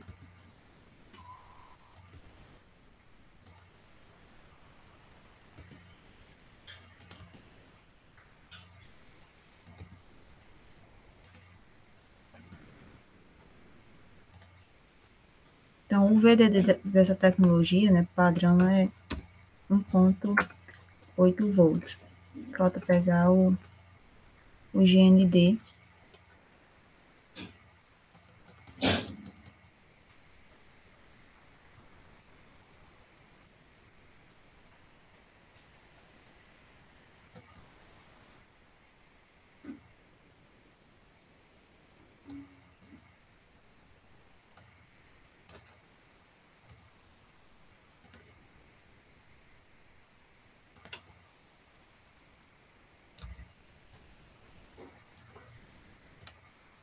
GND.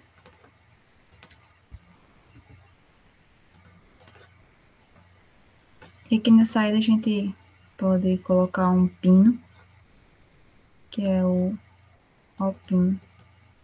E aqui é pino de saída.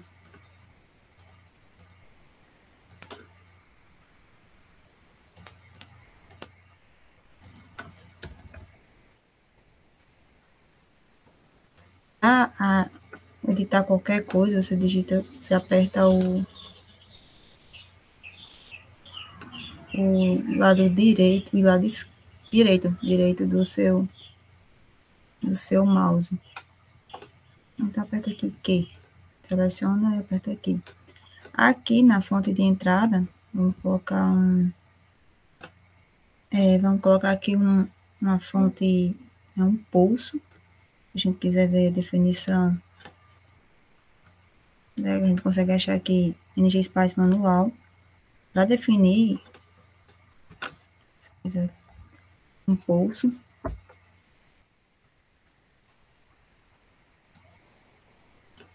são necessários esses parâmetros. Então, a gente vai colocar aqui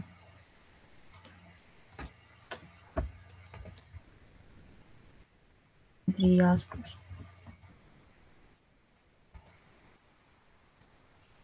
um pulso, 0 a 1.8,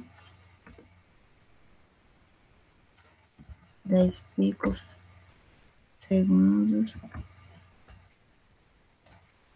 que é o tempo de delay, tempo de subida e de descida.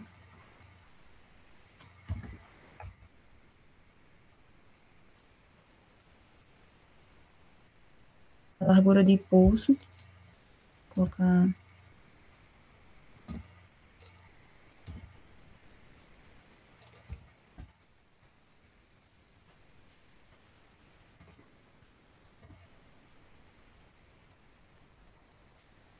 largura de pulso.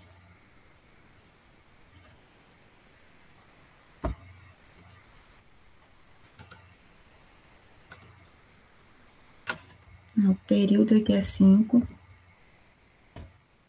Não deu certo. Então, a gente definiu agora nossa fonte de entrada. Só mostrar novamente aqui aquela pastazinha de devices, né?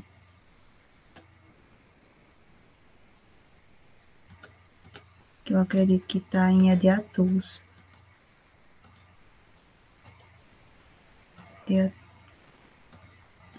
Media Tools, Open Tools, Xscheme, Xscheme Library, aí Devices. Eu acho que a gente, a nível de simulação, a gente pode utilizar também esses dispositivos aqui, que eles são mais simples. Tem essa opção também.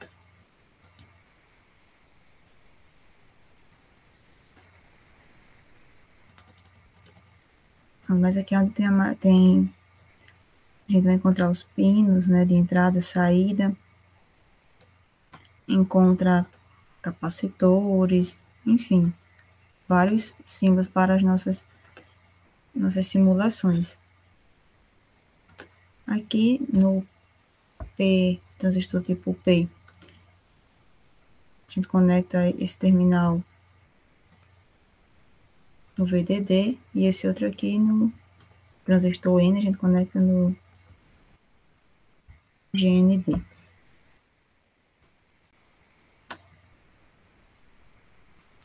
Então tem aquela opção, né, do transistor NMOS e PMOS, mas eu acho que eu vou optar por usar esse aqui, porque já é o transistor que a gente utiliza na tecnologia, né?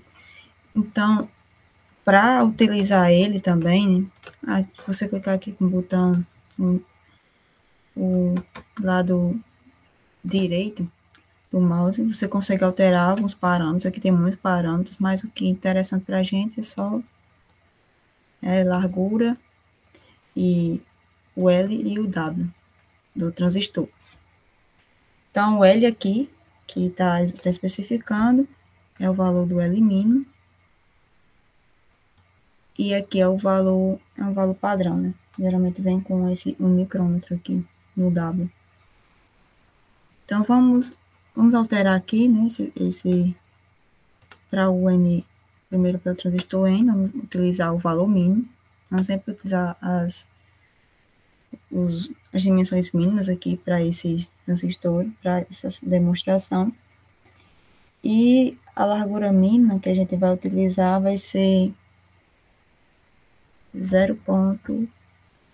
A largura mínima, né, dada pela documentação, é 0,42. Aqui no transistor P, vamos também utilizar o mínimo, só que o transistor P ele vai ser 3 vezes maior do que o transistor N.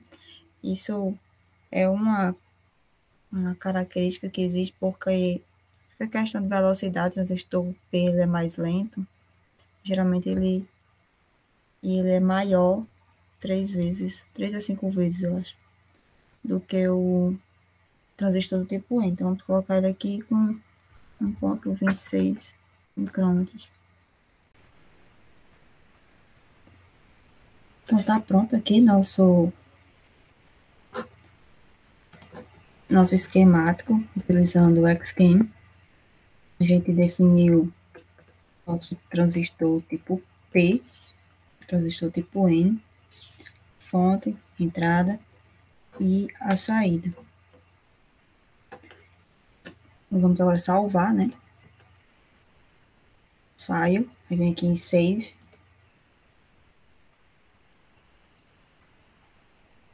Na verdade era File, aí Save As, ele abre a opção para você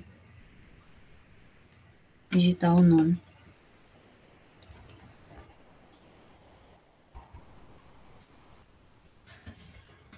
Digito o nome aqui.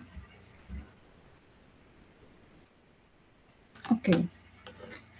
Para simular, a gente primeiro vem aqui em Netlist.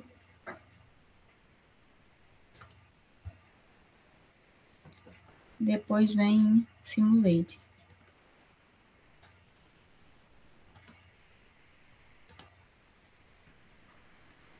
Pronto, aí deu esse erro porque o nosso inserir aqui, né, os transistores, mas ele precisa que eu especifique o diretório desses modelos de transistores, né? Então, para fazer isso, eu vou precisar aqui de outro bloquinho, de um símbolo, que é chamado de code. Também está na pasta devices, code. Para esse code show. aqui, o botão direito do mouse, ou então seleciono e pressiono o Q no teclado, apago esse blá blá blá, aí velho igual, aí abre parênteses. Eu vou pegar aqui o diretório, porque facilitar, né? Que é esse diretório aqui. EDATools, PDK, Skywater, PDK, Libraries, Sky 130 FDPR, Models. Aí nesse arquivo aqui a gente tem os diretórios desses dispositivos, né, dos componentes. E é importante colocar esse TT para indicar que é a simulação do tipo típica. Então, assim, coloca TT indicando que é uma simulação típica.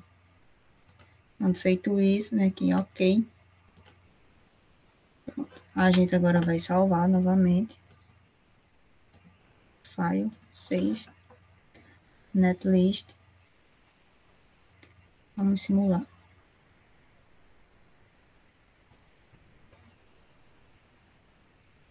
A simulação demora um pouquinho. Ela demora bastante, porque tem que carregar todo o modelo.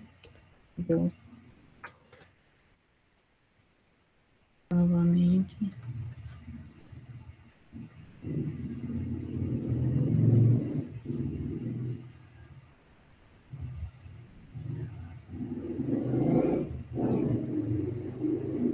Pronto. Agora foi. Para fazer a simulação, vamos fazer aqui só uma simulação do tipo transiente. Aí naquele manual do NGSpice, a gente vem aqui em análise transiente e ver qual é a sintaxe aqui para fazer esse tipo de simulação.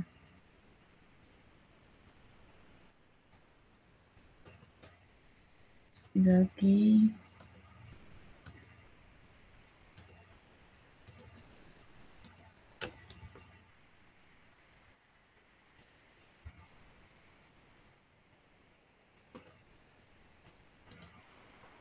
Pronto. O primeiro parâmetro é o tempo, né, o step, e aonde você quer que pare sua simulação. Então, vamos aqui. A 10 picofarad. 15 nano. Depois você digita plot, out, é o nome do nosso net1.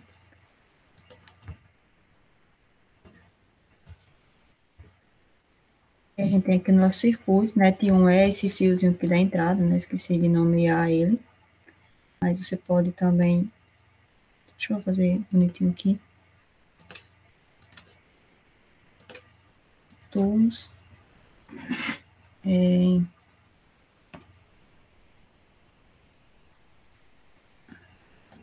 Esse label aqui. Coloca in. Salva. Netlist.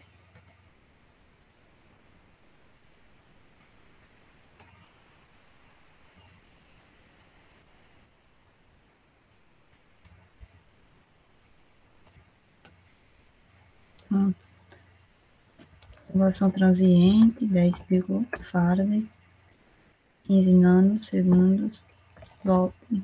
Já aparece aqui, né, os nós que a gente tem.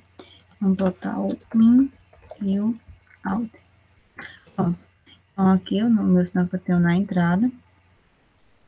E na saída eu tenho ele, só que é invertido. Então, essa é a primeira parte, né, em termos de projeto, de circuito integrado, você tem que fazer o seu esquemático e fazer alguns testes, né? Não precisa fazer isso aqui, porque um curso introdutório, mas você pode fazer outro tipo de simulação. Aqui nesse manual você encontra análise AC, simulações de ruído, enfim, tem muitas simulações aqui possíveis utilizando o NGSpice. Então, uma outra possibilidade também que eu até falei, né, que é fazer o esquemático, então criar um netlist spice. Porque, pelo que eu vi, né, estava no repositório de Brito, né, se você instalar só a parte mínima, você não tem essa possibilidade aqui do Xkim.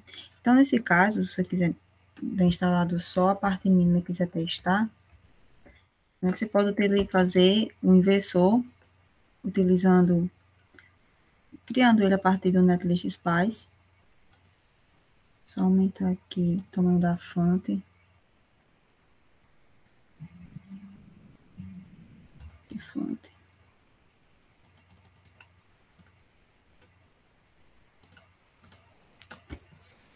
Aí, assim, é bem simples, só fica mais complicado quando você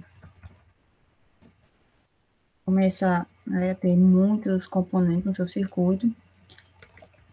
Vamos aqui criar um rapidinho para a gente ver. Inversor, aí você vai incluir os arquivos, as bibliotecas, né, os arquivos referentes aos seus transistores, que no caso, que mostrado aqui, está aqui nessa parte, né, Minolibs. Copie esse diretório. nshort.lib, inclui também o pshort.lib. Depois, a gente vai inserir nosso MOSFET. Para isso, a gente pode vir aqui, né,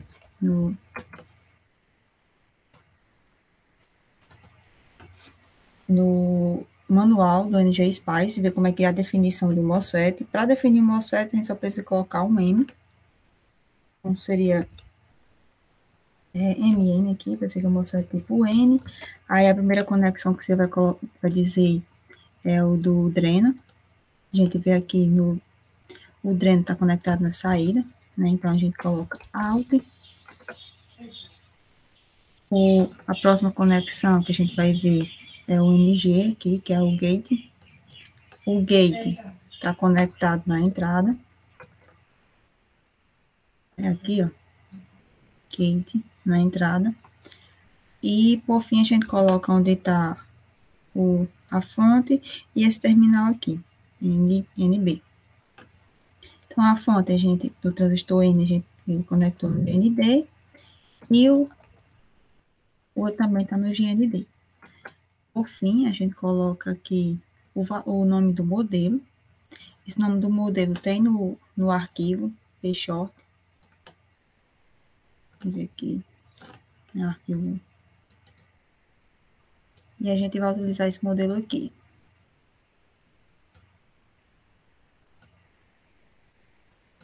Que é o models. Aí.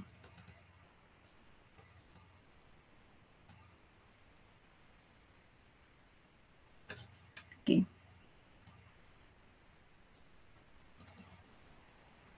nshort model.0.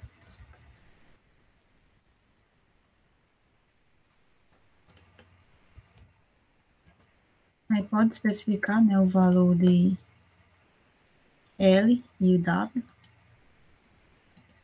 Então, L igual a 0,15, W igual a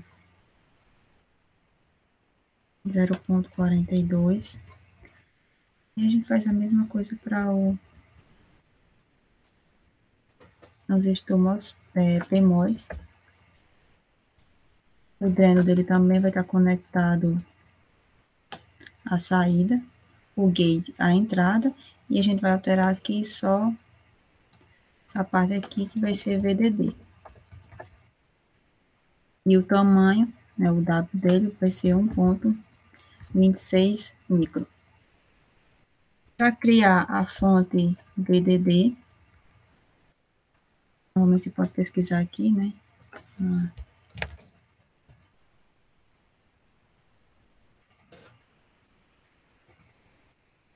Aqui cria uma fonte.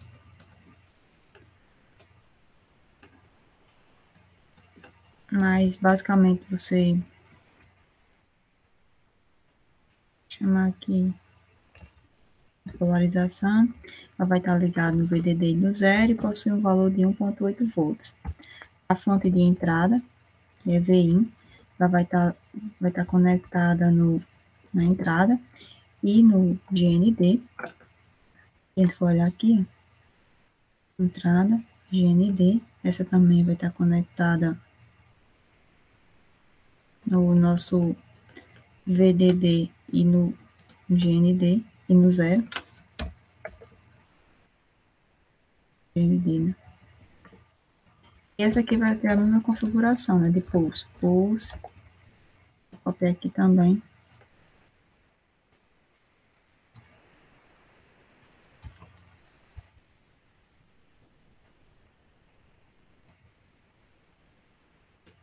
Aí falta operar isso aqui, que é P-Short. Pronto, depois você cria um bloco de controle.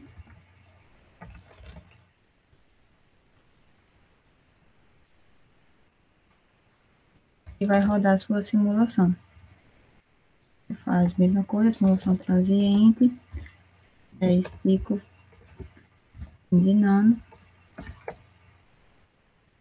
E plot in e out. E aqui você finaliza o seu arquivo com ponto .end. Aqui seria mais ou menos a estrutura de um Netlist Spice para um circuito inversor.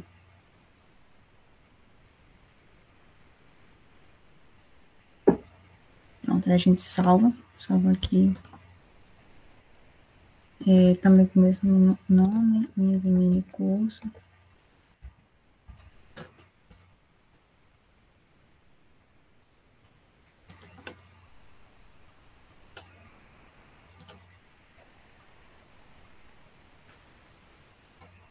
Save.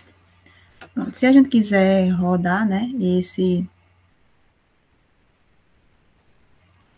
nosso arquivo, né, utilizando o NGSpice, a gente vai aqui na pasta onde ele está, aqui.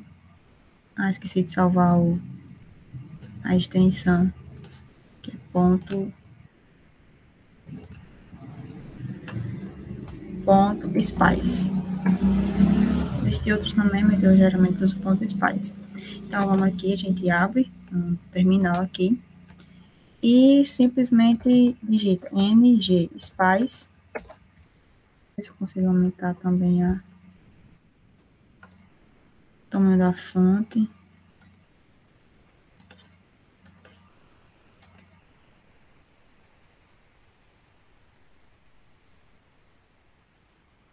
Não sei onde é aqui.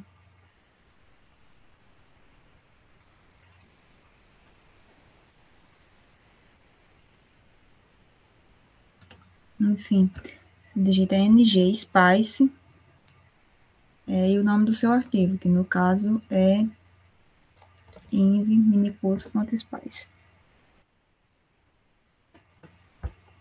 Eu errei aqui alguma coisa na simulação.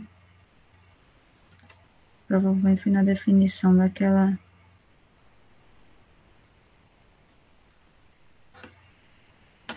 Existe.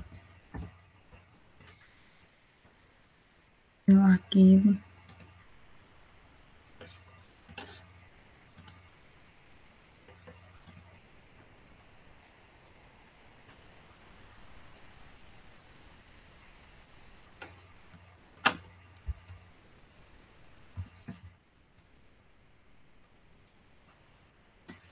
Acho que não precisa desse run.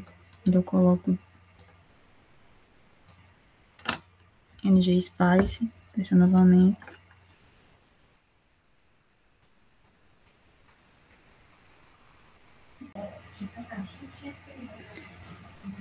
Eu acho que eu esqueci aqui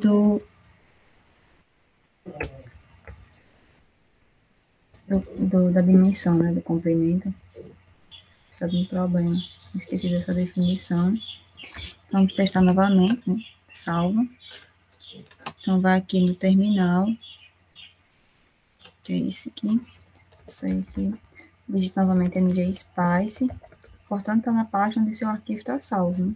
Arquivo está salvo aqui, né? O arquivo que eu quero executar. Então, ngSpice, minicurso. Mesma simulação a gente conseguiu aqui, utilizando as bibliotecas PyShort e NShort do MinimalLibs. Então, é uma outra possibilidade, caso vocês instalem apenas a partir do MinimalLibs. Então, aqui é a primeira etapa, né?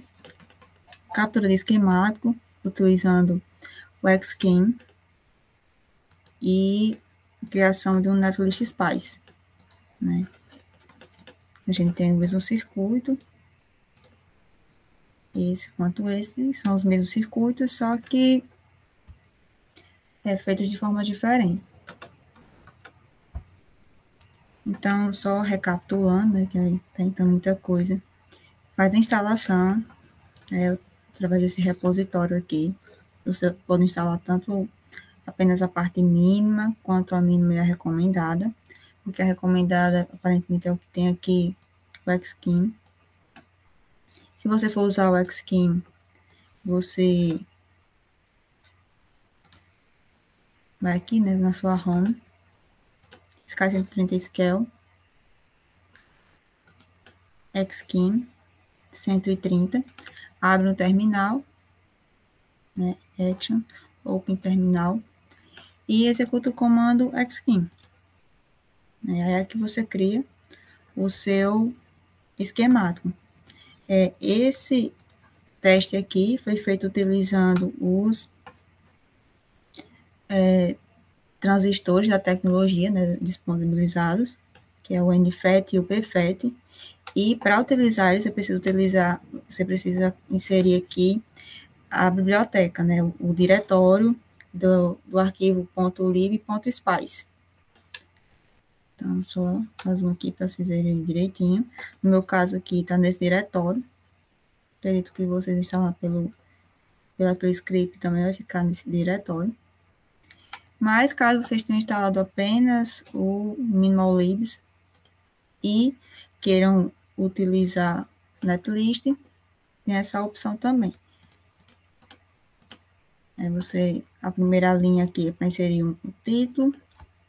É importante ter essa linha aqui, ou se você não inserir título, você comentar, o comentário aqui é feito com asterisco, porque às vezes dá problemas, você já inseriu um comando na primeira linha. Pronto, aqui as definições, inserindo aqui a biblioteca NShort e PyShort, que vem com MinimalLibs. Aqui é fazendo as conexões dos transistores, né?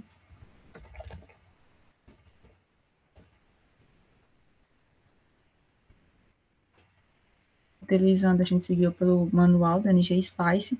Aqui são as fontes, a gente tem a fonte VDD, que é 1.8 volts, e a nossa fonte de entrada, que a gente definiu como sendo um pulse. Eu utilizo esses parâmetros aqui também de acordo com o manual.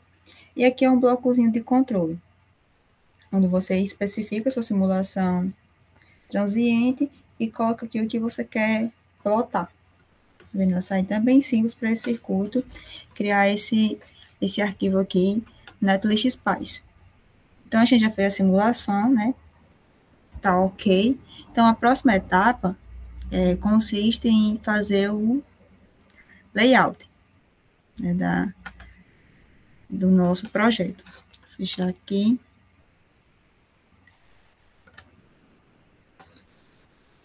Fechar aqui também. Então, vamos, primeiramente, né, na parte de layout, é importante a gente conhecer a documentação, né? Então, a documentação para essa tecnologia Sky 130, você vai encontrar Sky, Walter 130, Red the Docs.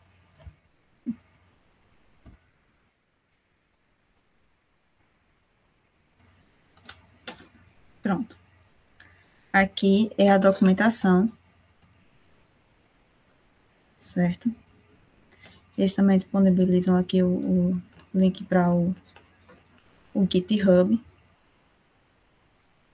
E aqui tem todas as informações que a gente precisa conhecer para desenvolver o nosso layout. Então, aqui tem algumas informações, né? Versão. Aqui são design rules, né? Regras de design. Vamos aqui nessa parte de... Aqui é aquela imagem, né, do process stack diagram, que eu já tinha mostrado. Aqui embaixo é onde são construídos, né, os transistores. Aqui em cima a gente tem os metais, né, que são utilizados para roteamento externo, né, para levar as ligações para cima. E aqui no lado a gente tem as dimensões as espessuras, né, desses metais, né? Quanto mais alto aqui for o metal, né, maior essa espessura. A gente também tem alguns valores aqui de constantes, acho que é constante de elétrica.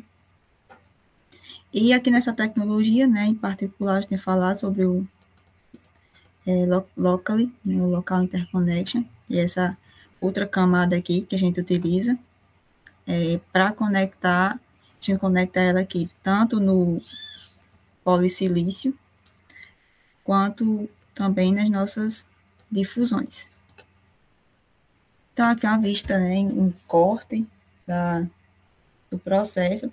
Esses layers aqui também, eles são utilizados na hora de fazer capacitores, né, tem esses layers aqui, você tem essa opção de utilizar esse layer com metal 4 ou esse com metal 5, né, mas a gente não vai ver essa parte de capacitores.